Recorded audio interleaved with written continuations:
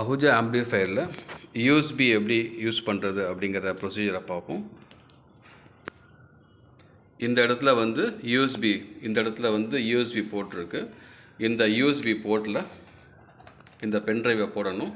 போட்ட உடனே டிஸ்பிளேல USB வந்துட்டு போயிடுச்சு. இப்போ வந்து ஆம்பிளிஃபையர் ரெடி ஆகிடுச்சு. அதுக்கப்புறம் நம்ம பண்ண வேண்டிய ரெண்டாவது ஸ்டெப்பு வந்து இந்த இடத்துல இருக்கிற மோடு, இந்த இடத்துல USBன்னு இருக்குது.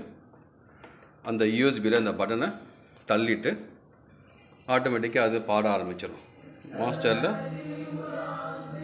வச்சுட்டு வர ஆரம்பிச்சிடும்.